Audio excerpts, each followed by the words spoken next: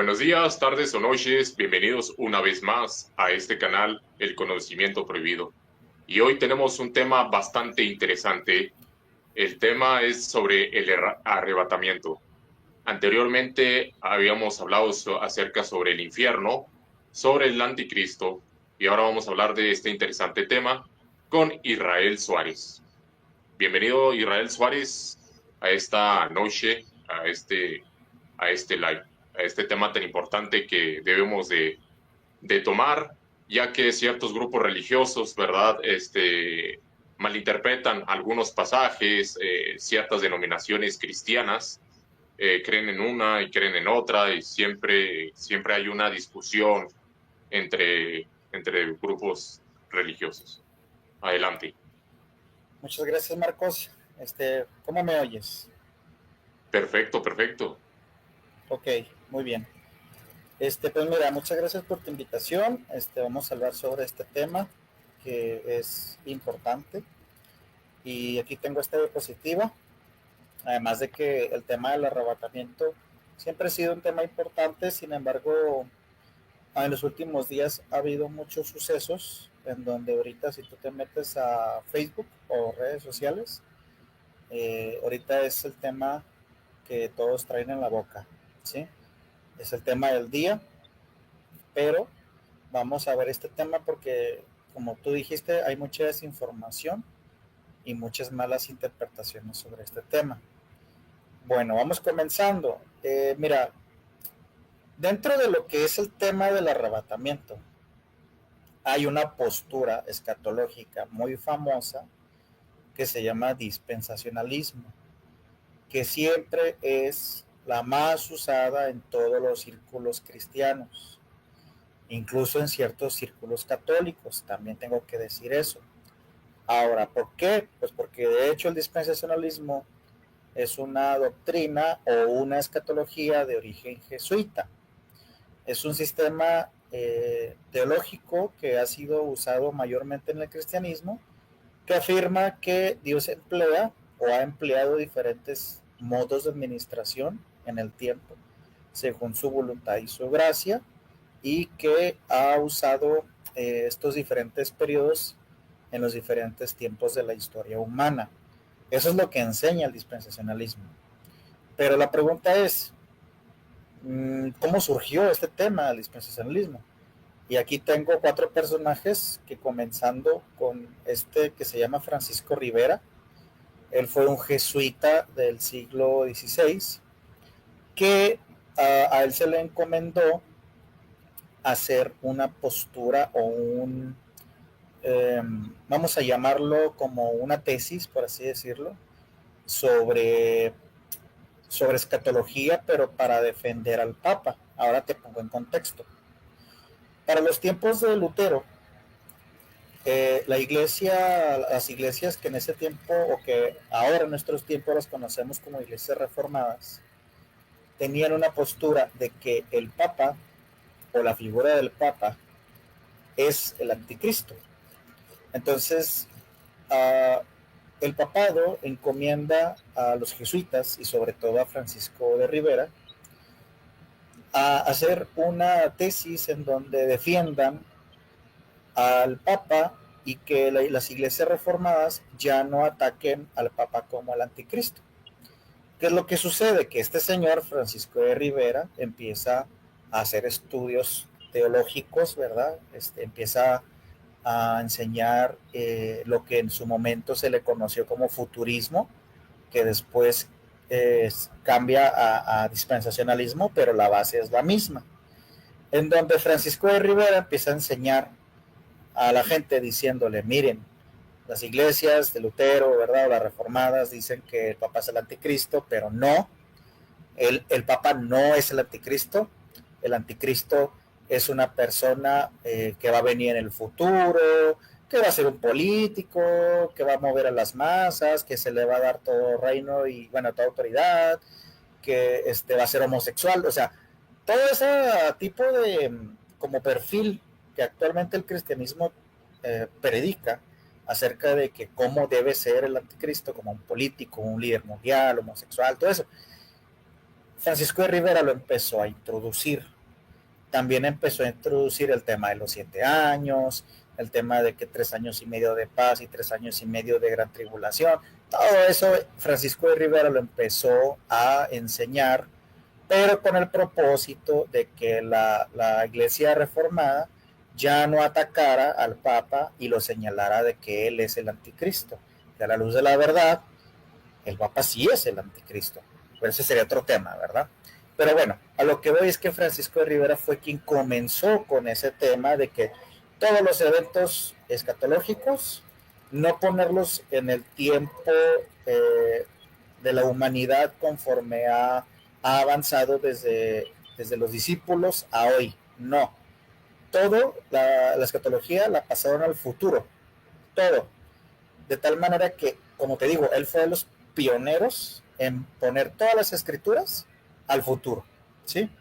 Muere él, pasan siglos, viene después John Nelson Darby, que era un predicador anglo-irlandés del siglo XIX, que él era, bueno, pues era dentro de las iglesias reformadas, un predicador, y él agarra esos principios de Francisco de Rivera y empieza a enseñar el futurismo, y poco a poco el futurismo va agarrando forma de lo que hoy es el dispensacionalismo. En el mismo siglo XIX, viene otro personaje llamado Cyrus Scofield. Él vivía en Estados Unidos, era abogado, tenía estudios teológicos, y él también agarra las posturas de Francisco de Rivera, de John Nelson Darby, y empieza también a enseñar el futurismo dispensacionalista, pero él llegó a un nivel más alto. ¿Qué fue lo que pasó? Que Scofield hace la famosa Biblia Reina Valera versión Scofield de estudio. ¿Y qué es lo que hace esa Biblia? Pues que esa Biblia, la cual yo he visto en muchas librerías y siempre que la veo digo, ay, mejor que vendan otras o mejor que la quiten. Esa Biblia, cuando tú la compras y que la vas leyendo, pues en la parte de abajo tiene anotaciones, que son anotaciones de él, de Cyrus Scofield, que en el siglo XIX la hizo. Bueno, más que nada como el siglo XX, no fue precisamente en el siglo XIX cuando la hizo. Pero lo que voy es que en esa Biblia él pone sus comentarios acerca del futurismo dispensacionalista, y todos los creyentes que la compran, cuando la están leyendo, la Biblia, pues también leen leen los comentarios de Scofield, y pues ahí ya el creyente ya no tiene como la forma de escudriñar ni de ponerse a estudiar como debe ser, sino que ya se van conforme a los comentarios que Scofield tiene en esa Biblia, ¿sí? Entonces, sí, el decir, es que es una Biblia de estudio, pues no, más bien es una Biblia que ya te impone todas las ideas del dispensacionalismo, ¿sí? Como te digo, hasta la fecha todavía la vende. Sí hay ciertos, incluso seminarios, tanto en México como en Europa, bueno, más que nada en este lado de Latinoamérica, en donde cuando te metes a estudiar, lo primero que te dicen es cómprate tu Biblia Scofield. Entonces, si te dicen que te compres una Biblia Scofield, significa que te van a enseñar dispensacionalismo, sí o sí, ¿verdad? Y lo que diga Scofield, eso es ley. Entonces, ese es el problema con esa Biblia. Y por último, Tim LaHaye, un pastor de Estados Unidos del siglo XX, él hizo muy famoso ciertas novelas, que esas novelas después se convirtieron en estas 3 películas, ¿sí? Aquí en pantalla te estoy poniendo 3 películas que fueron famosas en su tiempo, porque hacían todo el tema del arrebatamiento, ¿verdad? Y por cierto, disculpa que te interrumpa, por cierto, es un famoso TV evangelística, ¿no? Teleevangelística. Sí. Fue famoso ese pastor Tim LaHaye por salir a la tele y tener así como ciertos programas en donde él hablaba de estos temas, muy arraigado al tema del arrebatamiento, pero desde el punto de vista dispensacionalista. Le digo, hizo varias obras, varias literaturas, y de esas literaturas hizo esas películas, ¿sí? La más famosa es la primera, la de Dejados Atrás, la segunda es la del Rapto, y la tercera la del Remanente. Bueno, la del Remanente no estoy seguro si es de Tim LaHaye, pero prácticamente es la misma, ¿sí? En estas películas introducen todo ese tema del acuerdo de paz, del arrebatamiento antes de la tribulación, de que aparece un anticristo, así político, como ya dijimos, ¿verdad? Y luego que 3 años y medio de paz, 3 años y medio de tribulación, todo lo que siempre nos han enseñado por parte del dispensacionalismo, lo ponen en estas películas. Ahora, ¿por qué me atrevo a hablar sobre el dispensacionalismo de esta manera? Pues porque yo estuve dentro de iglesias donde enseñaban el dispensacionalismo, yo aprendí el dispensacionalismo y lo enseñé, ¿sí? Entonces, ya conforme fui estudiando y viendo diferentes posturas escatológicas, porque hay 4, ¿sí? No, el dispensacionalismo es de hecho la más nueva, fui viendo como que no, pues ciertas inconsistencias. Y toda persona que se mete a estudiar sobre el dispensacionalismo, le enseñan esta tablita o esta línea del tiempo que en este momento te estoy enseñando. ¿Sí la visualizas? Sí, sí, Ok. sí, sí. Bueno, en esta línea de tiempo, que es muy famosa, siempre nos han enseñado de que no, que pues Dios antes trataba al hombre en el tiempo de la ley, y luego vino la cruz, y luego la ley fue abolida, y luego vino el tiempo de la gracia, y luego la gracia pues sigue hasta hoy, pero la gracia se va a acabar cuando termine cuando sea el arrebatamiento, y luego que el tratado de paz, y luego que el anticristo, y todo lo que siempre nos han enseñado. Toda una Entonces, mezcolanza. pues sí, siempre ha sido una mezcolanza. Ahorita no me voy a poner a explicar toda esta regla por línea del tiempo porque ya muchas personas ya la conocen, pero es importante destacar que el dispensacionalismo enseña varias cosas que son importantes para ellos y que son como la base. Número 1, Dios tiene 2 pueblos, el Estado sionista laico de Israel y la Iglesia, ¿sí? Entonces el dispensacionalismo obviamente apoya al Estado de Israel porque ellos son pueblo elegido y santo, pero ni al caso, ¿sí? Y la iglesia es los gentiles, ¿sí? Entonces el dispensacionalismo sí hace esas dos separaciones, la iglesia e Israel, pero pues eso es algo erróneo, ¿verdad? Eso es igual otro tema sería ese, ¿verdad? Pero algo más que enseña el dispensacionalismo es el hecho de que dividen también el tema del arrebatamiento y la segunda venida, porque la primera venida de nuestro Señor, el Mesías Yeshua, pues fue cuando Él vino a morir por nosotros, y la segunda venida es cuando Él va a venir a arrebatar a su iglesia, a los creyentes, y también en ese mismo momento se instalaron a Jerusalén. Pero el dispensacionalismo ha hecho una separación. Ellos dicen que una cosa muy diferente es el arrebatamiento y otra cosa diferente es la segunda venida. Y yo cuando Disculpa que te interrumpa. ¿Nos vas a explicar a detalle los tipos? Hay como 4 tipos, ¿no? De venidas del Mesías, ¿va? Que están dentro del grupo denominaciones cristianas, ¿verdad? Unos creen en otra cosa, otros en algo intermedio, ¿verdad? ¿Nos vas a explicar a detalle? más adelante sí. Entonces, te digo, hacen esa separación, ¿no? Que una cosa es el Sí. arrebatamiento, otra cosa es la segunda venida, pero la verdad es que es el mismo evento, no son dos cosas diferentes. Y cuando yo platico con personas sobre ese tema, me dicen, es que lo que pasa es que cuando Jesús viene en el arrebatamiento, él no pisa la tierra, nomás viene en las nubes, agarra a los creyentes y se va. De hecho, dice que es de una manera secreta, pero no, la escritura dice que todo ojo le verá. Entonces, yo les digo, bueno, entonces la segunda venida, pues ya no es segunda, más bien ya es tercera. Y luego, no, es que lo que pasa es que como no pisa la tierra, no cuenta. Entonces, ahí se inventan ese tipo de cosas. Bueno, a lo que voy, por lo que te enseño esto, es que todas las personas que están viendo este video, este estudio, y que les han impuesto esta creencia, esta escatología errada, jesuita, quítensela de su mente. Por eso le pongo ahorita aquí un círculo de prohibido, ¿verdad? O sea, ya hay que quitarse esa mente dispensacionalista en la vida del creyente. Y las películas también no sirven de nada esas películas. O sea, lo único que a lo mejor sí te puede, ok, sí, en algún momento va a venir nuestro Señor, ¿verdad? Pero para como lo manejan, pues no. Ahora sí ya a la escritura, Mateo 24, yo lo leo. Dice, y saliendo Yeshua, bueno, estoy usando una versión hebrea, se iba al templo cuando sus discípulos se le acercaron para mostrar las edificaciones del templo. Tomando entonces la palabra, él les dijo, ¿veis todas estas cosas? De cierto, os digo de ningún modo que no quedará aquí piedra sobre piedra que no sea totalmente derribada. Y estando sentado en el monte de los olivos, se le acercaron los discípulos en privado, diciendo, dinos, aquí los discípulos le van a preguntar tres cosas al Mesías. Uno, ¿cuándo será esto? ¿Qué? La destrucción del templo. Dos, ¿cuál es la señal de tu venida? ¿Sí?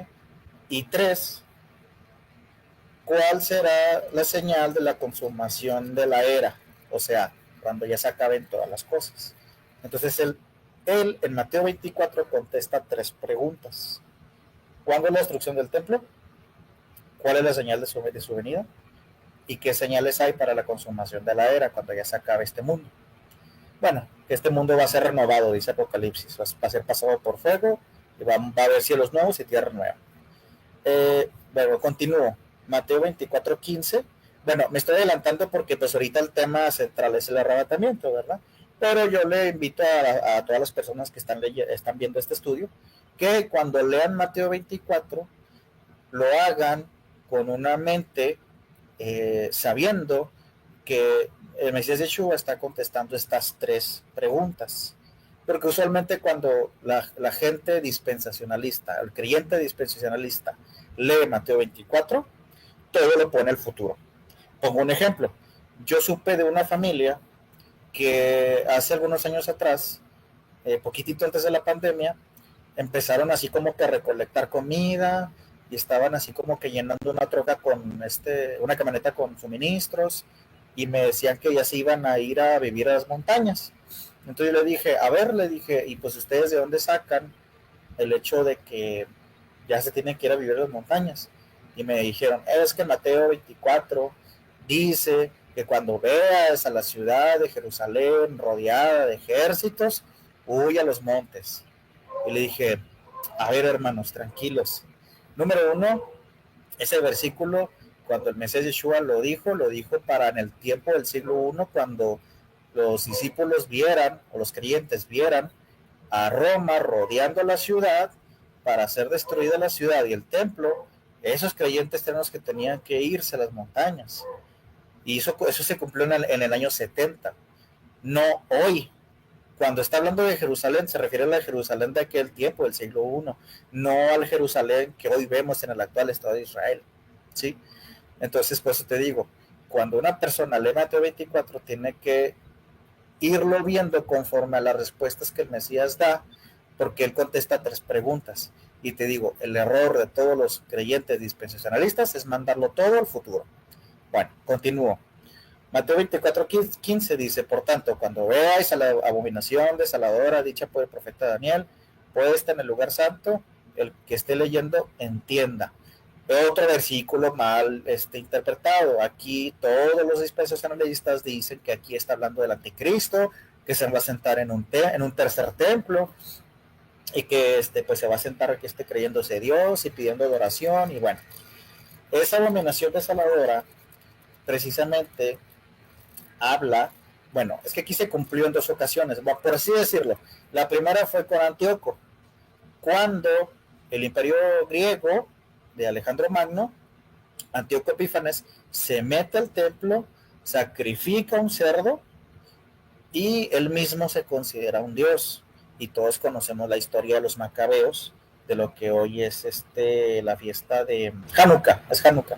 ¿Sí? Hanukkah. Bueno, sí, ¿por qué? Pues porque los macabeos derrotaron a los griegos, limpiaron el templo, y Antíoco, al momento de hacer ese sacrificio con el cerdo, se consideró abominación desoladora. Ahora, ¿cuándo ocurrió otra abominación desoladora? Pues con los romanos. Cuando Tito, el emperador Tito, llega y destruye Jerusalén, destruye también el templo, y prácticamente se roban todo el oro que había en el templo. Cuando el Mesías dice que no quedará piedra sobre piedra, fue porque cuando los romanos quemaron el templo, el oro se fundió, cayó en las piedras del suelo, y literalmente los romanos se robaban las piedras calientes con el oro impregnado, ¿sí? Entonces, eso también se cumple cuando dice el Mesías que no quedará piedra sobre piedra. Entonces, cuando veáis la abominación desoladora dicha por el profeta Daniel puesta en el lugar santo, huyan. Entonces se refiere tanto al tiempo de Antíoco como al tiempo romano, ¿sí? El tiempo de Tito, que él destruyó el templo.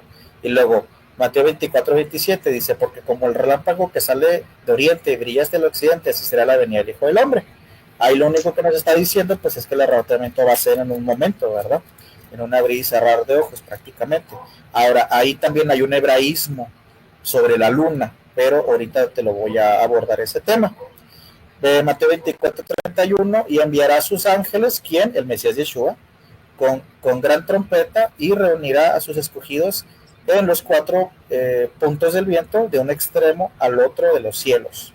O sea que el Mesías va a reunir a todos los creyentes que estén en todos los lugares de la tierra. Y luego Mateo 24-32, así que de la higuera aprender la parábola. Cuando su rama ya se pone tierna y brotan las hojas, sabéis que el verano está cerca. Ahorita hablamos un poquito sobre la higuera. Así también vosotros, cuando veáis todas las cosas, conoced que está a las puertas. De cierto os digo, de ningún modo pasará este linaje hasta que sucedan todas las cosas. Pero acerca de aquel día y la hora nadie sabe. Eso de acerca del día y la hora es otro hebraísmo. Ahorita te digo qué onda con eso. Ni los ángeles de los cielos, ni el Hijo, solamente el Padre. Ese también es otro hebraísmo. Ahorita te digo a qué se refiere el Mesías aquí. Mateo 24-44, por esto vosotros también estáis preparados, porque el Hijo del Hombre vendrá a la hora que no pensáis. Otro hebraísmo. Es que cuando digo hebraísmo, me refiero a que son como palabras o dichos que en el siglo I sí se entendían, pero que hoy no se entienden. Es decir, un mexicano que diga enfrente de un gringo, en todos lados se cuecen habas, y el gringo no va a saber a qué se refiere el mexicano, porque sí, por cultura el mexicano sí sabe de qué está hablando. Es un dicho, ¿verdad? Un dicho mexicano. Bueno, el hebraísmo es algo similar. El Mesías Yeshua, cuando hablaba, daba estas connotaciones culturales. Ahorita les explico sobre estos hebraísmos. Y por último, Mateo 24-50, vendrá el Señor, de aquí el siervo, en día que no guarda y a la hora que no conoce. Aquí solamente el versículo que acabo de leer, el último, pues no solamente nos exhorta a que debemos estar pendientes a la hora que debemos de conocer. Es decir, el creyente sí sabe o sí debe de saber las señales que todo apunta al regreso del Mesías, porque no estamos en oscuridad, sino estamos en luz. Si no me equivoco, eso lo dice en 1 Tesalonicenses. Creo que más adelante lo vemos. Bueno, ahora sobre el tema de la higuera. Mateo 24-32, así que la higuera tendrá la parábola, cuando su rama se pone tierna y brotan las hojas, sabéis que el verano está cerca. Así también vosotros, cuando veáis todas estas cosas, conoced que está a las puertas. De cierto os digo que no pasará de este linaje hasta que sucedan todas las cosas. Bueno, siempre se ha pensado que la higuera es Israel, pero no. Israel, es decir, el pueblo de Israel, que aquí quiero aprovechar para decir que no es el Estado sionista y laico de Israel que hoy vemos. ¿Quién es Israel? Israel es todo creyente que está en la tierra, que acepta al Mesías Yeshua y que guarda los mandamientos de Dios, sin importar si eres brasileño, si eres polaco, si eres griego, si eres judío. Toda persona que acepta al Señor y que guarda los mandamientos, según Gálatas 3, Romanos 11 y Efesios 2, eres parte de Israel. Ahora, y es importante perdón que te interrumpa, es importante que hayas tocado ese tema, porque hay muchos grupos cristianos que dicen que pues lo que es la teología del hermano mayor, ¿verdad? Que es otro tema, ¿verdad? Es para otro tema, pero tocan eso de que los de Israel, ¿verdad? Que pues son a seguir, y que pues es el pueblo de Dios, y que debemos de seguir sus pasos, y toda una mezcolanza, ¿verdad? Es un problema con ese tema, ¿verdad? Y que mucha gente pues se mete en problemas a tocar en esos temas que son de suma importancia y de cuidado. Ese sería también otro tema, ¿verdad? Muy interesante, después podríamos abordarlo, pero simplemente cuando me dicen, ay, es que el judío que viene del Estado de Israel es pueblo de Dios y santo y puro, le digo, mira, ¿esa persona qué hace? ¿El israelí actual o es practicante del judaísmo talmúdico, que niega al Mesías Yeshua y tampoco honra al Eterno, o es sionista y ateo, ¿sí? Entonces, ni mucha religiosidad, ni el sionista ateo reconocen al Mesías Yeshua. Entonces, como dice el apóstol Juan, quien no tiene al Hijo, no tiene al Padre, simplemente, ¿sí? El otro tema sería el tema de los házaros, pero ese también es otro tema muy largo, ¿verdad? Porque tú actualmente ves al judío que vive ahí en el Estado de Israel, y lo ves güero, ojo azul, pelirrojo, y te pones a investigar cómo era la fisionomía de los judíos del siglo I, de la época del Mesías, y pues eran semitas, es decir, morenos, no muy altos, cabello oscuro, barba, ojos oscuros, ¿sí? Como lo que hoy sí se ve en los árabes, ¿verdad? Sí. Pero ese es otro tema también, ¿verdad? Pero lo que voy cuando hablo de la higuera es que la higuera no es Israel. La higuera es el sistema que en el siglo I era el que gobernaba a Israel. En este caso estoy hablando de los saduceos. Los saduceos eran los que gobernaban Jerusalén y estaban coludidos con Roma y no aceptaron al Mesías Yeshua, lo vieron como algo peligroso, iban a perder su posición política por culpa del Mesías.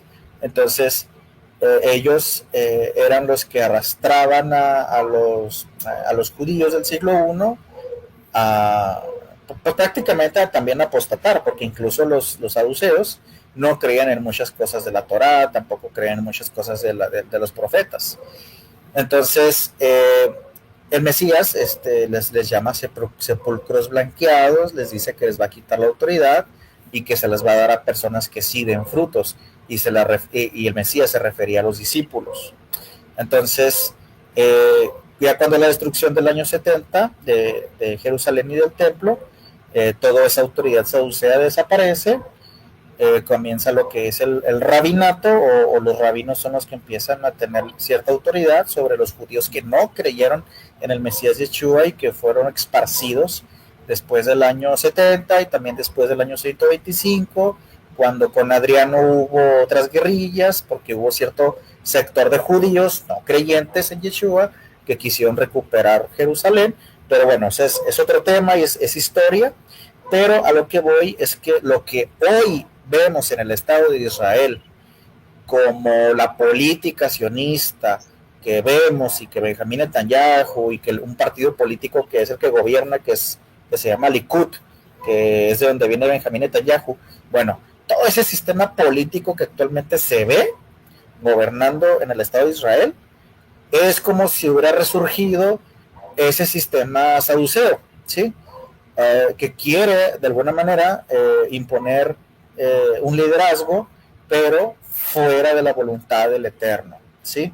Entonces, cuando el Mesías habla de que la higuera iba a ser, bueno, de hecho el Mesías la maldijo a la higuera, dando a entender que maldijo al sistema político, y les dijo nunca más den fruto, ¿sí?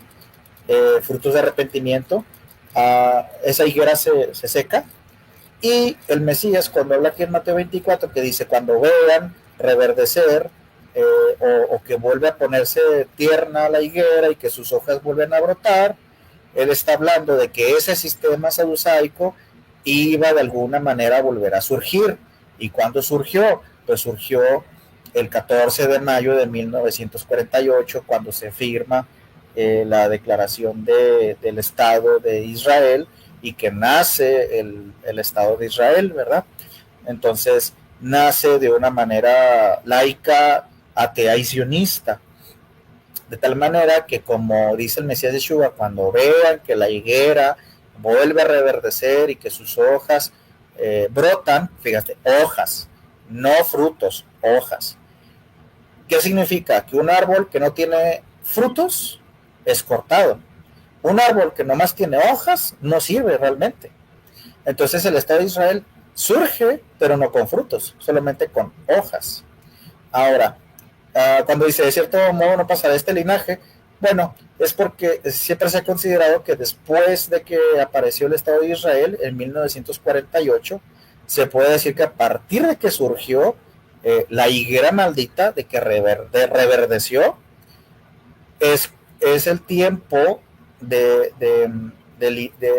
como la recta final, por así decirlo, porque la escritura también enseña que el hombre solamente vive 70 años y los más robustos 80.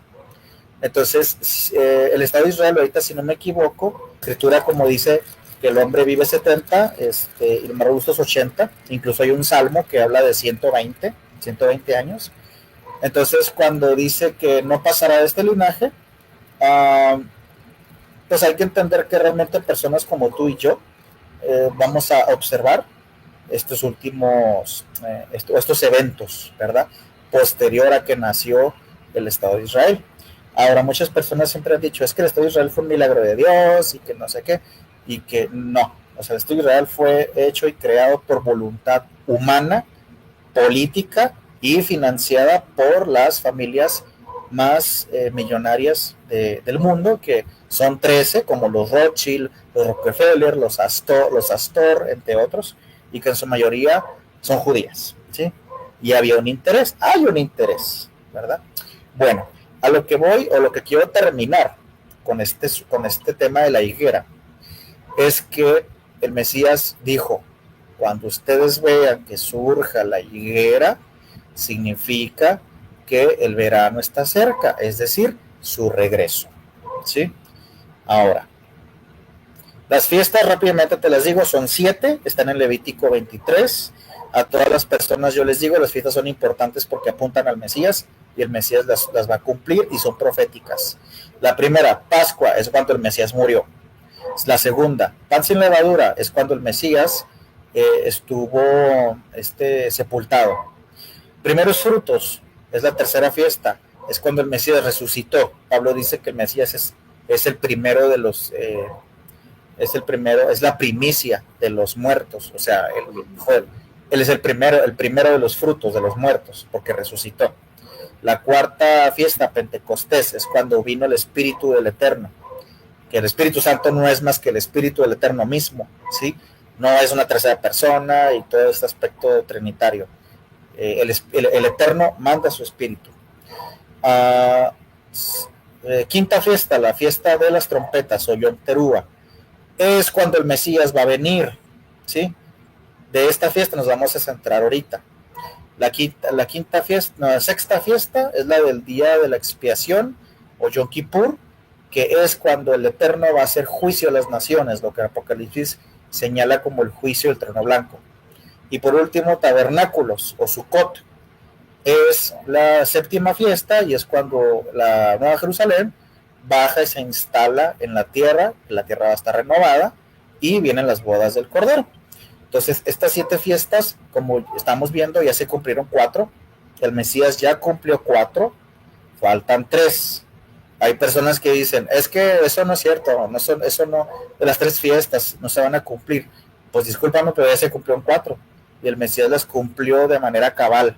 Entonces no tendría sentido que no las cumpliera, si ya cumplió 4. Ahora, rápidamente, la luna. El calendario bíblico es conforme a la luna. El primer día de cada mes del calendario bíblico inicia cuando la luna da la primera señal de luz. Cuando se nota apenas la primera uñita, así la primera estela de luz. Científicamente se considera que la luna nueva, porque la Biblia sí menciona la luna nueva, científicamente se considera que la luna nueva es cuando la luna está oscura. Pero en la cultura hebrea, la luna nueva o luna renovada es cuando da la primera señal de luz, no cuando está oscura. Ahora, cuando es la fiesta de la Pascua, la luna siempre está llena. También está llena cuando es la fiesta de Sukkot. Cuando la luna está totalmente llena, estamos entre el día 14 y 15 aproximadamente. Cuando es Pentecostés, la luna está más o menos de esta manera. No sé si la alcanzas a visualizar, se me hace que la moví. Sí, aquí está. Está como casi mitad de mitad, casi. Ahora, cuando es el día séptimo, o que inicia el mes séptimo, la luna de igual manera nomás está mostrando la primera uñita de luz. Cuando es Yom Kippur, el día 10 del mes 7, la luna está más o menos así como la estoy mostrando aquí con el ratón. Y como ya comenté, cuando es Sukkot, la luna también está llena totalmente, está al 100% de iluminación. Entonces es importante saber eso. Ahora, rápidamente vamos a dar un repasito sobre el shofar. ¿Por qué un repasito? Pues porque el Mesías va a venir tocando la trompeta o el shofar cuando él venga. Entonces en números 10:2 dice, el Eterno dando órdenes. Hazte 2 trompetas de plata, las harás labradas a cincel y te servirán para convocación a la asamblea y dar la señal de mover los campamentos. Los hebreos siempre se manejaban por medio de los toques del shofar.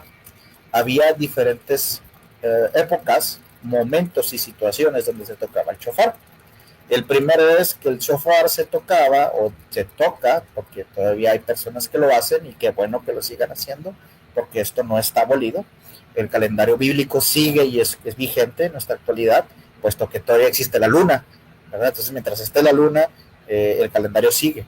Ahora, el shofar se tocaba cada inicio de mes, es decir, cada primer día de cada mes, cuando la luna daba la primera señal de luz, o da la primera señal. Números 10:10 dice, asimismo, en vuestros días de alegría, en vuestras fiestas solemnes señaladas, y en los principios de vuestros meses, tocaréis las trompetas durante vuestros holocaustos y sacrificios de vuestras ofrendas de paz, y os será memorial delante de nuestro Elohim, es decir, nuestro Dios. Yo soy vuestro Elohim. ¿Sí? Ahí el Eterno comenta o dice que también en los primeros días de cada mes se debía de tocar el shofar. Otra forma o otro momento en el que se tocaba el shofar es cuando había guerra. Números 10:9. Cuando entréis en guerra en vuestro país contra el enemigo que os ataca, tocaréis las trompetas con alarma y se os recordará ante vuestro Elohim y seréis salvo de vuestros enemigos. ¿Sí?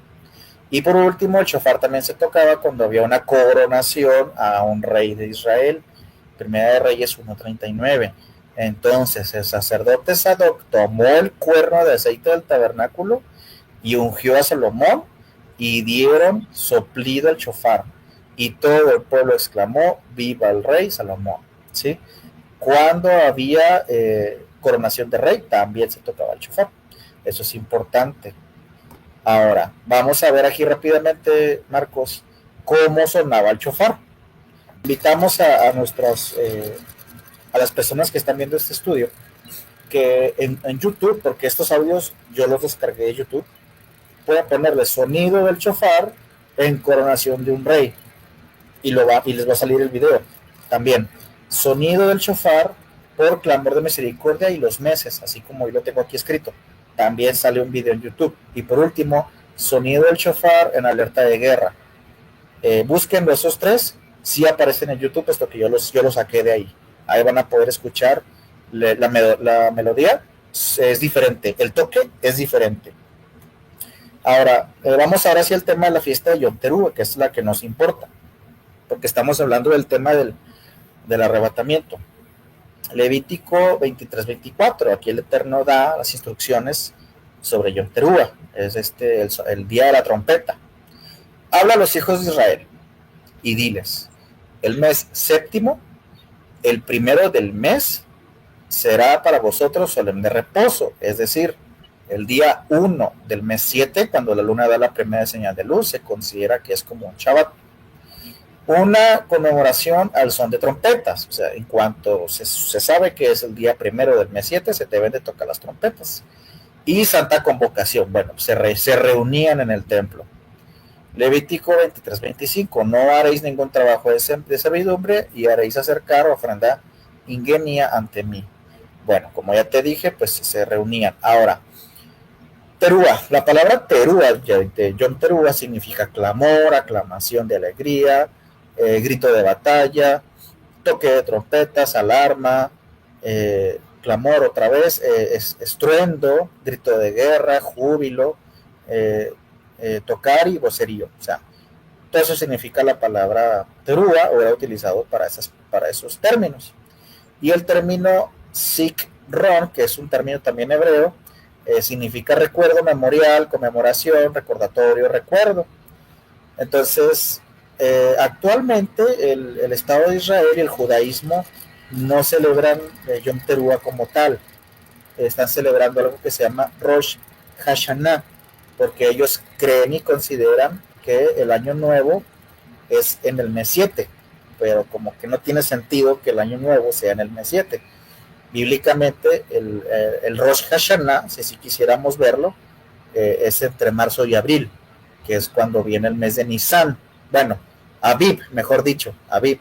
La Biblia, bueno, también la Biblia menciona el término Nisan, pero lo más correcto es el mes de Aviv. Que Aviv literalmente significa primavera. Entonces, como te digo, el término Zikron, eso significa memorial. Ahora, a lo que voy, o por lo que te decía de Rosh Hashanah, es que los mismos judíos que viven en el Estado de Israel, que practican judaísmo, todavía no saben a qué se refiere el toque de la trompeta. Es decir, sí hay ciertos grupos que festejan Yom Teruah, les falta a lo mejor agregar o complementarlo con la fe en el Mesías Yeshua, pero no saben a qué tipo de toque es el que se refieren. No saben si es de guerra o no saben si es por la coronación de un rey, o sea, como que todavía no saben ellos o no han terminado de encajar la relación que tiene la fiesta de Yom Teruah con el Mesías Yeshua y su regreso, ¿sí? ¿Por qué? Pues porque no reconocen al Mesías. Entonces es como que celebran una fiesta que no saben cuál es su significado, no sé si me explico. Y al creyente, los que creemos en el Mesías Yeshua, sabemos que Yom Teruah apunta al regreso del Rey, al regreso del Mesías Yeshua, ¿sí? Ahora, vamos a continuar. El Mesías Yeshua y la Torah, Yom Teruah es una fiesta profética que todavía no se ha cumplido, como ya dijimos. Pues falta que el Mesías venga y le dé cumplimiento. Esto es lo que te estaba diciendo, mira, precisamente. Aquí tengo apuntado para los judíos ortodoxos la fiesta de Yom Teruah les es una fiesta de alarma, sin embargo, como no reconocen al Mesías Yeshua, no saben qué tipo de alarma es lo que te estaba comentando ahorita. Ahora, 1 Tesalonicenses 4:16. Porque el maestro, Pablo hablando aquí, el maestro mismo descenderá del cielo con aclamación, es decir, Teruah. Esta palabra, aclamación, Teruah. Con voz de príncipe de los mensajeros y con trompeta, es decir, va a venir tocando el shofar, con trompeta poderosa, y los muertos en el Mesías resucitarán primero. Entonces aquí hay dos palabras clavísimas. Él vendrá en aclamación, con aclamación, o sea, Teruah, y vendrá tocando la trompeta o el shofar. Y cuando se toca la trompeta y el shofar, bueno, es lo mismo, ¿eh? Cuando se toca el shofar, pues ya vimos cuándo, pero la fiesta principal es Yom Teruah, ¿sí? Entonces es lógico que él venga en Yom Teruah, porque él tiene que cumplir las fiestas. Ahora, Mateo 24:30, entonces aparecerá en el cielo la señal del Hijo del Hombre, y todas las tribus de la tierra se lamentarán, y verán al Hijo del Hombre venir sobre las nubes del cielo con poder y gran gloria. Está hablando del mismo suceso. Mateo 24:31, enviará a sus ángeles con trompeta, ¿sí? Otra vez, Teruah. Y reunirá a sus escogidos de los cuatro vientos, de un extremo al otro de los cielos. Y luego aquí dice Pablo, 1 Corintios 15:51, he aquí os digo un misterio, no todos dormiremos, pero todos seremos transformados. Ahora sí, vamos a ver sobre los hebraísmos que hay cuando el Mesías Yeshua habla sobre la fiesta de Yom Teruah y cuando habla sobre su regreso. Mateo 24:27, porque como el relámpago sale de oriente y brilla hasta el occidente, así será la venida del Hijo del Hombre. Este es un hebraísmo. ¿De qué se trata este hebraísmo? Marcos, cada vez que la luna está oscura y que da la primera estela de luz, así, de una manera redundante, sale la estela de luz de oriente a occidente, ¿sí? Cuando aquí la Biblia dice, o el Mesías habla de que va a salir, que su regreso va a ser como el relámpago que sale de oriente hasta occidente, está también apuntando al momento exacto en el que la luna da la primera señal de luz y que esa luminosidad sale de oriente a occidente, ¿sí? Es en un instante cuando aparece la primera señal de la luna. Entonces, ese es un hebraísmo. Otro, y enviará a sus ángeles con trompeta. Bueno, este ya lo leímos, ¿verdad? Mateo 24, sí. Mateo 24:36. Pero acerca del día y de la hora nadie sabe, ni los ángeles del cielo, ni el Hijo, solamente el Padre. Bueno, este es otro hebraísmo. ¿A qué se refiere cuando dice que nadie sabe leer la hora? Bueno, cada vez que la luna está oscura, por ejemplo en el siglo I, cada vez que la luna estaba oscura, los judíos tenían que estar al pendiente de la luna, velando, esperando a que la luna dé la primera señal de luz. ¿Por qué? Porque nadie sabe el día y la hora en que la luna va a dar la primera señal de luz. El calendario bíblico, no el judío, el bíblico, porque el actual Estado de Israel usa otro calendario. El calendario bíblico tiene 28 o 29 días. Entonces, había situaciones en las que los judíos estaban en torres, teniendo su vista al cielo, esperando a que la luna oscura diera la señal de luz. Estaban de noche y de madrugada esperando a que la luna diera la señal de luz, y con el shofar en la mano, para en cuanto vieran la señal de la luna, tocaran el shofar, ¿sí? Ahora, ¿qué pasaba? Pues que había situaciones en las que los judíos que estaban ahí al pendiente de la luna, había madrugadas donde no aparecía la señal. ¿Y qué tenía que hacer? Esperar a que amaneciera y de plano decir, ¿sabes qué? No hubo una señal de la luna esta noche. Hay que esperar a la otra noche, ¿sí? Entonces, ya cuando se venía esa noche, la siguiente, con mayor razón estaban más ocupados en estar al pendiente y en estar velando para esperar la señal de la luna, porque vuelve lo mismo, nadie sabía el día y la hora en el que la luna iba a aparecer, y cuando ya aparecía, tocaban el shofar, y toda la gente que estaba en Jerusalén ya decía, ya sonó el shofar, ya apareció la luna, ¿sí? Entonces, vuelvo lo mismo, nadie sabía el día y la hora cuando la luna va a dar la señal de luz. Yo que actualmente todavía, me refiero a que he estudiado la escritura y ya conozco el calendario y ya volteo yo a ver la luna, cuando está oscura, yo sé que hay que estar esperando, ahora sí que como dice el versículo, velando y orando, ¿sí? Para que aparezca la señal de la luna y poder llevar el conteo de los meses. Ahora vamos a otro hebraísmo, porque vosotros también están preparados, porque el Hijo del Hombre vendrá a la hora que no pensáis. De hecho es lo mismo, cuando dice vendrá a la hora que no pensáis, es porque su venida, el arrebatamiento, está enlazado a Yom Teruah, está enlazado a la luna, está enlazado al momento en el que inicia la fiesta. Y Mateo 24:50 dice, vendrá el Señor de aquel siervo en día que no aguarda y a la hora que no conoce. Bueno, aquí habla sobre los incrédulos. Todo creyente debe estar al pendiente del calendario, debe estar al pendiente de las fiestas y debe estar pendiente de la luna, si es que conoce este tema. Si un creyente no conoce ni las fiestas, ni el calendario, ni nada de esto, para él va a venir de manera desconocida o como ladrón en la noche, que ese es otro hebraísmo sobre el ladrón de la noche.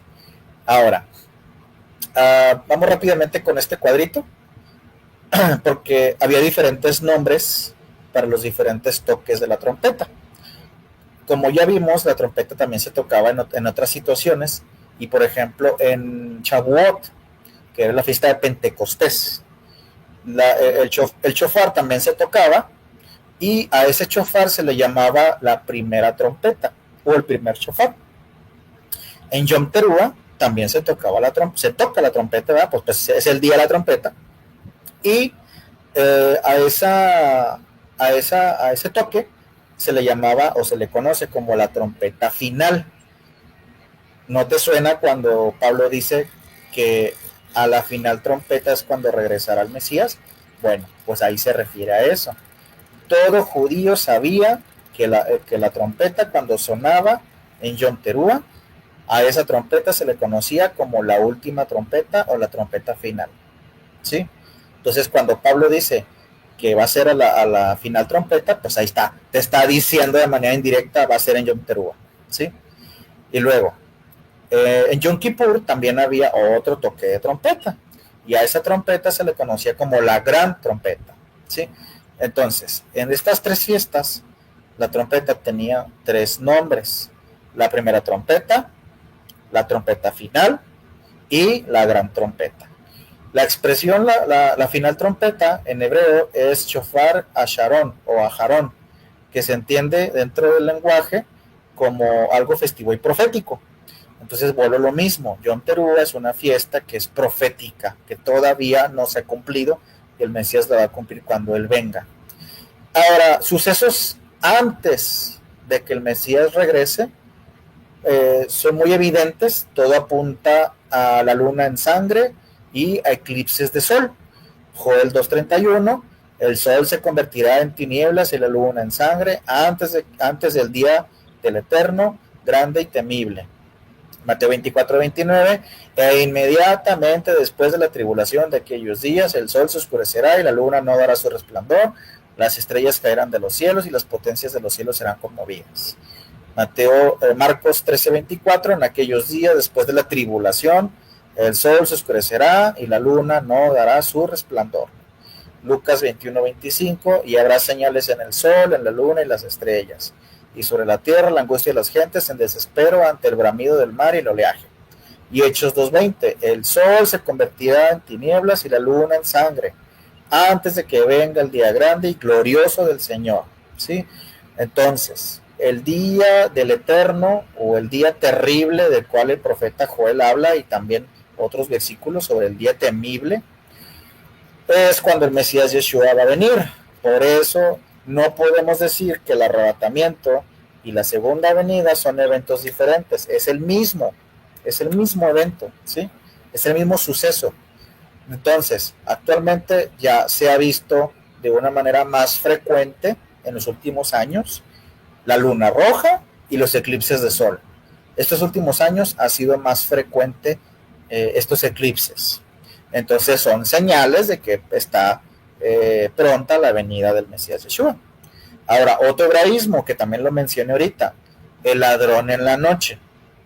Primera de Tesalonicenses 5:1.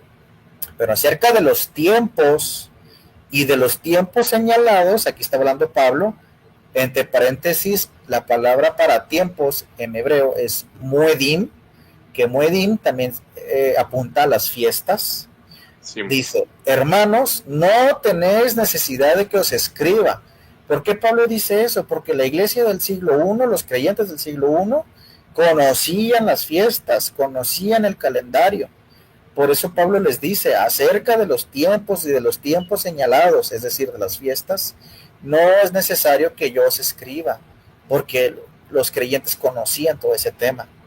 Y luego dice, 1 Tesalonicenses 5:2, porque vosotros sabéis exactamente, el día del Señor viene como un ladrón en la noche.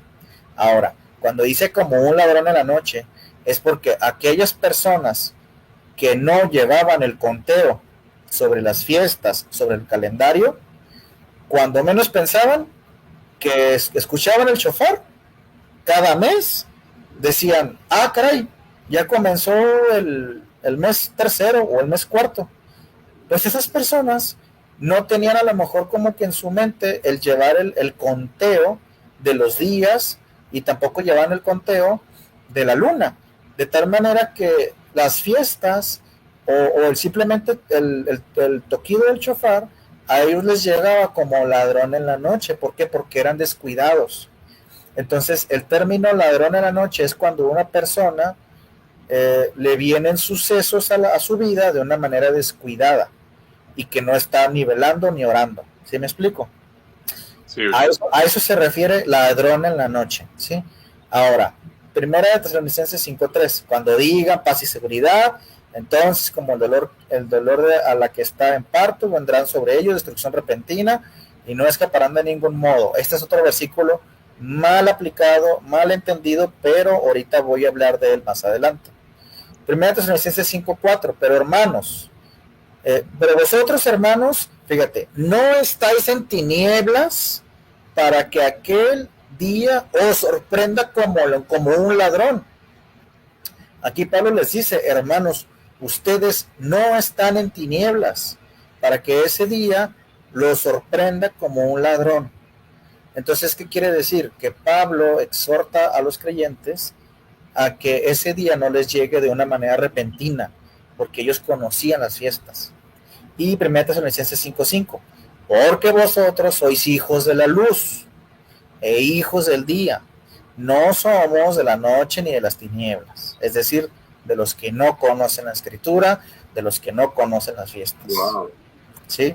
Ahora, ¿cómo será el arrebatamiento? Ese es otro tema. Bueno, y ya lo leí, ¿verdad? Donde dice que el Mesías vendrá con aclamación, con voz de príncipe, los mensajeros, tocando trompeta, y que los muertos en el Mesías resucitarán primero. Ese ya lo leí.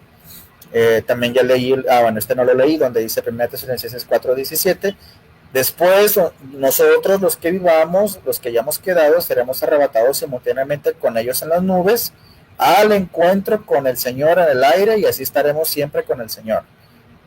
Apocalipsis 1:7, he aquí vienen las nubes, el Mesías, vienen las nubes, y todo ojo le verá. Por eso ese tema del dispensacionalismo que enseña de que el arrebatamiento es un evento secreto y todo eso, no. Todo ojo le verá cuando el Mesías venga en las nubes. Y también aquellos que lo traspasaron harán lamentación por todas las tribus de la tierra. Bueno, cuando dice los traspasaron, aquí siempre las personas han malentendido que cuando dice aquellos que los traspasaron, piensan que se refieren a los judíos o al actual Estado de Israel, pero no. Cuando dice los que lo traspasaron, es decir, personas que se les predicó, personas que se les habló del evangelio y que simplemente les entró por un oído y les salió por otro, ¿sí? Ahora, Apocalipsis 19:11, y vi el cielo abierto, y aquí un caballo blanco, y el que lo monta es fiel y verdadero, y con justicia juzga y guerrea. Apocalipsis 19:12, sus ojos como llama de fuego, muchas diademas en su cabeza, donde tiene un nombre escrito en el cual nadie conoce sino él mismo. Está vestido de ropas empapadas de sangre, y en su nombre el verbo del Eterno, o el verbo de Elohim. Y los ejércitos celestiales vestidos de lino fino, blanco y limpio, los seguían en caballos blancos. De su boca salió una espada aguda para herir con ella a las naciones, y las pastoreará con vara de hierro. Él pisará el lagar del vino del furor a la ira de Elohim Todopoderoso, y en su vestidura y en su muslo tiene un nombre, Rey de Reyes, Señor de Señores. Ese suceso es el arrebatamiento. Como vuelvo y repito, el arrebatamiento y la segunda venida es el mismo evento, no como el dispensacionalismo lo enseña, que son dos, ¿sí? Ok. Bienaventurado aquel siervo que cuando llegue el Señor lo halle haciendo así, o sea, te halle velando, te halle escudriñando la escritura, conociendo más sobre las fiestas y sobre el calendario. De cierto os digo que lo pondrá sobre todos sus bienes, pero aquel siervo malo dice su corazón, mi Señor tarda. Apocalipsis 22:20, el que da testimonio de estas cosas dice, sí, vengo pronto, amén, sí, ven Señor. Desde una perspectiva hebrea, el concepto de arrebatamiento no se entiende como un escape al cielo, como sí lo enseña el dispensacionalismo, sino como una reunión con el rey cuando él regrese a la tierra. Wow. Y como él viene como rey, cada vez que se coronaba un rey, se tocaba el shofar, ¿sí? Entonces, con mayor razón, el Mesías viene y va a venir en Yom Teruah, cuando sea la fiesta de la trompeta, el día de la trompeta. No va a venir el 25 de diciembre, no va a venir el 14 de febrero, o como el dispensacionalismo lo enseña, que el día que, cuando el día que sea, ¿verdad? No. El Eterno tiene un calendario. El Eterno, el Mesías Yeshua ha cumplido con cada una de las fiestas y va a cumplir con las últimas 3. No se va a salir de ese parámetro porque son fiestas proféticas que el Eterno dio a su pueblo. Y las fiestas no son judías, son fiestas del Eterno, suyas, que se las da a su pueblo. Entonces, ya por último, bueno, ya casi termino, sobre lo que me comentabas a lo que me decías, ¿verdad? El arrebatamiento, de que las diferentes posturas. Bueno, mira, la primera postura es la pretribulacionista, que dice que el arrebatamiento será antes de los 7 años de la gran tribulación. Bueno, este tema de los 7 años y la semana 70 siempre ha sido muy mal interpretado por el dispensacionalismo. Entiendan esto, la semana 70 ya se cumplió, ¿sí? La semana 70 se cumplió cuando el Mesías Yeshua vino. Cuando él murió a la mitad de la semana. Es decir, cuando ustedes leen Daniel 9, 24, 27, todas las personas que lo leen siempre lo ponen al futuro, como si todavía no se ha cumplido, porque dicen, ay, es que lo que pasa es que la semana 70 no se ha cumplido, porque cuando el Mesías estaba en la tierra solamente llegó hasta el 69, la semana 69, y luego vino la gracia, y la gracia pausó el tiempo, y la semana 70 no se ha cumplido. No, la semana 70 ya se cumplió. Lean bien Daniel 9, 24 y al 27, y no lo interpreten con los lentes dispensacionalistas. Interprételo en base a la obra que hizo el Mesías Yeshua cuando vino. Porque siempre hay un versículo que dice, y confirmar el pacto con muchos. Ah, está hablando del anticristo. No, está hablando de que el Mesías Yeshua iba a venir e iba a hacer un pacto con muchos, o sea, con todas las personas que lo hayan aceptado, con su sacrificio. A eso se refiere. Bueno, vuelvo al tema. Arrebatamiento pretribulacionista enseña que el arrebatamiento va a ser antes de los 7 días, antes de que empiece la gran tribulación. Ahora otro tema, la gran tribulación ya se cumplió. La gran tribulación fue en el año 70, cuando Roma destruyó Jerusalén. Esa fue la gran tribulación, esa ya terminó. Lo que hay hoy es tribulación, y la tribulación desde Esteban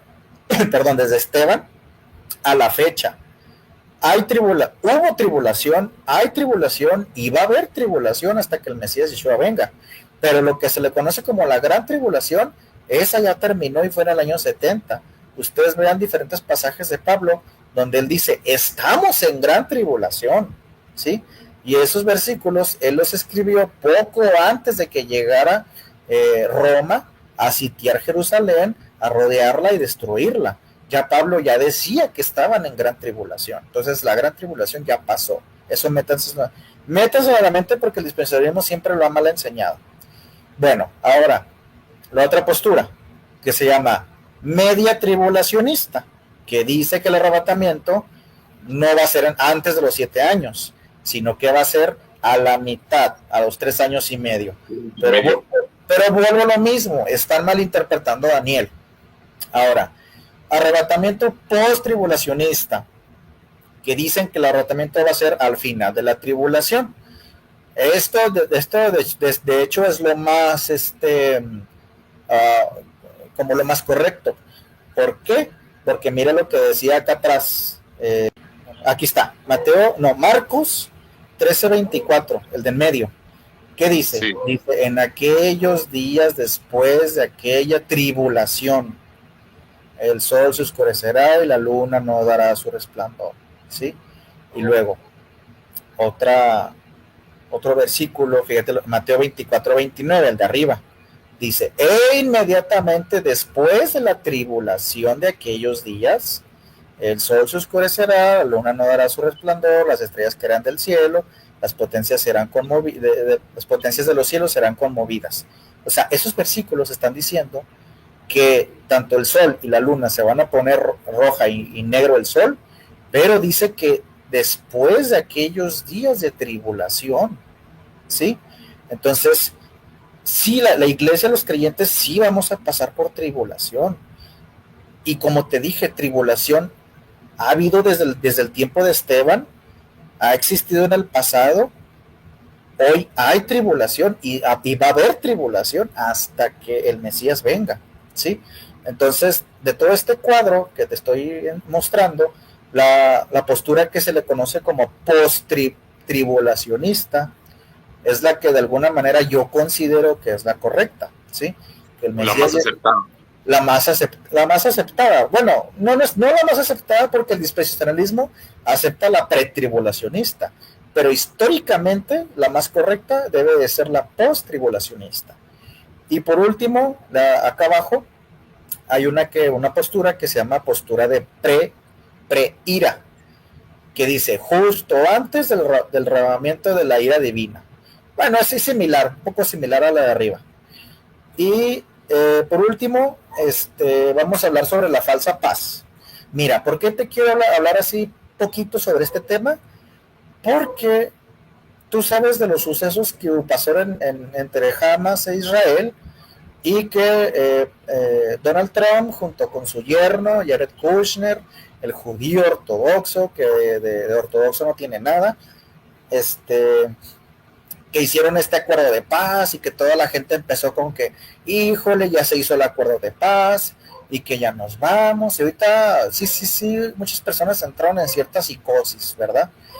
Y sobre todo las personas que creen en el dispensacionalismo, pues estaban con que ya ven el tratado de paz y seguridad, del que hablaba Tesalonicenses y todo eso. Ajá. Pero mira, yo te voy a decir una cosa. Todo este evento diplomático que hubo entre Donald Trump con Hamas, con el actual Estado de Israel, y en esta foto que están como en una cumbre en Egipto, donde sí fueron diferentes países árabes y que ahí ponen así con letras grandes, Paz 2025, todo eso no es más que un mero circo diplomático. ¿Por qué? Por lo siguiente, le llaman acuerdo de paz a este tema o acuerdo de paz a todo Medio Oriente, según ellos, cuando el dichoso acuerdo solamente fue entre Israel y Hamas. No es un acuerdo de todo Medio Oriente, es un acuerdo nomás entre Israel y Hamas. Ahora, le llaman también acuerdo, pero no es un acuerdo de paz en sí, solamente es un cese al fuego. Ahora, que también llamarlo cese al fuego no es del todo correcto. ¿Por qué? Porque Gaza, y voy a hablar por Gaza, no por Hamas, pues estoy hablando de los civiles, no de los terroristas de Hamas. Los palestinos que viven en Gaza prácticamente se la pasaron recibiendo ataques y ellos no respondían porque no tienen cómo responder. Entonces, un cese al fuego es cuando dos bandos tienen cómo responder. Jamás a lo mejor sí tenía o tiene cierto armamento, pero ante el armamento que tiene el Estado de Israel es nada, es nulo lo que tiene Hamas, es muy poco realmente. Entonces te digo, la terminología del cese al fuego y del acuerdo de paz no es realmente lo que parece, ¿sí? Ahora, le llaman acuerdo de paz y seguridad en Medio Oriente a esta cumbre que hubo en Egipto, cuando realmente, como te comento, solamente fue un cese al fuego entre Israel y Hamas. Hamas no es todo Medio Oriente, ¿sí? Te la compraría o te creería si en esta cumbre invitaran a todos los países de Medio Oriente y de Oriente. Ahora, ¿por qué te digo eso?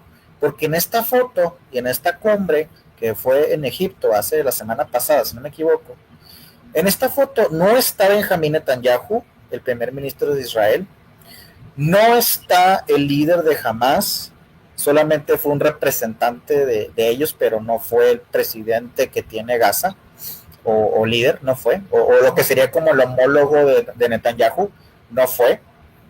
Tampoco fue Rusia, tampoco fue China, entre otros. Solamente fueron países árabes, que ahí se ve en la foto, pero tampoco invitaron, por ejemplo, a Irán. ¿Sabes cómo?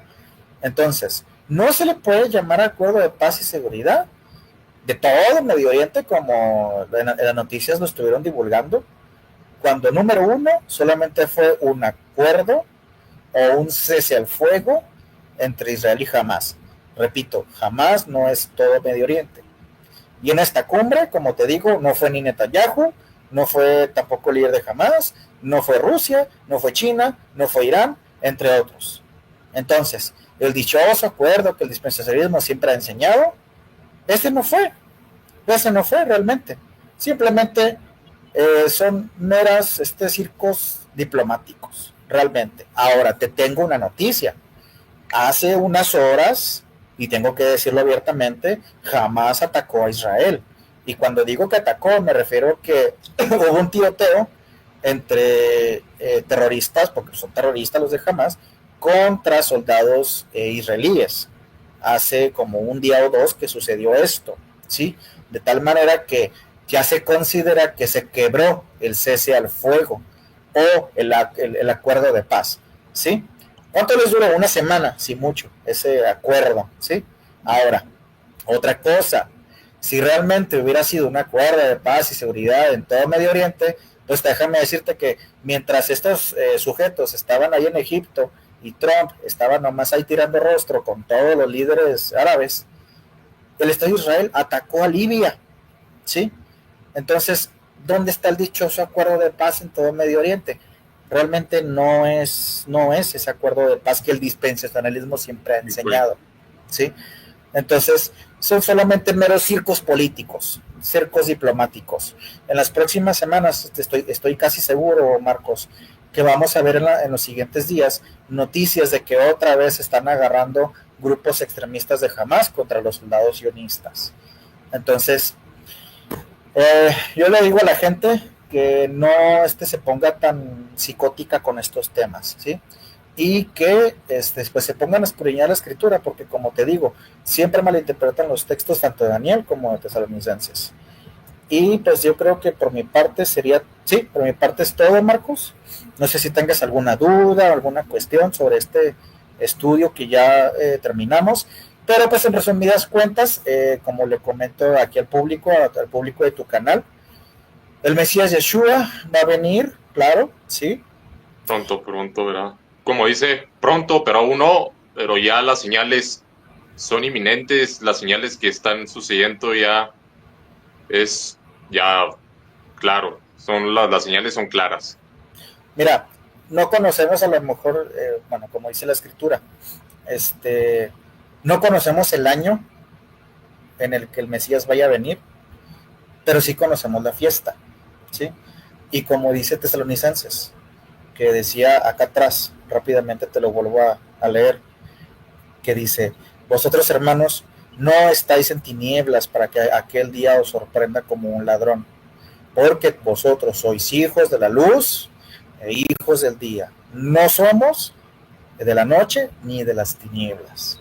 Y como dice en el versículo de arriba, el 1 Tesalonicenses 5:1, hermanos, pero de los tiempos y de los tiempos señalados no es necesario que se escriba. Vuelvo a lo mismo, los creyentes del siglo I conocían las fiestas, conocían el calendario y conocían todo el tema acerca de las fases de la luna y de los tiempos señalados. Entonces, no somos hijos de la oscuridad para que ese día nos tome como sorpresa. A los que sí los va a tomar como sorpresa es aquella persona que dice, ay, la ley está abolida, los mandamientos están abolidos, las fiestas no sirven de nada. Entonces están esperando un Mesías hasta cierto punto muy diferente al Mesías Yeshua, ¿verdad? Tienen otra perspectiva sobre el Mesías y están esperando que venga, no sé, el 15 de septiembre, el 15 de febrero, el 28 de agosto, en julio. O sea, no, el Mesías Yeshua va a venir conforme a las fiestas del Eterno, y como ya vimos, cuando se toca el shofar, pues en diferentes momentos, pero ¿cuál es uno de los días más importantes donde se tocaba el shofar o se toca el shofar? Pues en Yom Teruah. ¿Y por qué Yom Teruah? Pues porque es el día de la trompeta. Y el Mesías va a venir tocando ¿qué? La trompeta, ¿sí? Entonces, toda puta que es en Yom Teruah. Muy amable, muchas gracias Israel por habernos compartido este tema interesante. Ahorita lo que se estaba viendo ahorita en estos tiempos es importante que hayas tocado ese tema. Muchas gracias. ¿Nos puedes dejar tus redes sociales, tu canal de YouTube para que más gente conozca de estos temas? Tú también te dedicas a estos estudios también, tienes en tu canal donde tienes acerca sobre el infierno, sobre el anticristo y otros temas sobre el Talmud y otros temas que son importantísimos para que la gente aprenda de estas cosas, ¿verdad? ¿Cuáles son tus redes sociales, por favor? Sí, mira, tengo dos. Uno es Caminando con el Mesías y el otro es el de Apologética Netzarita.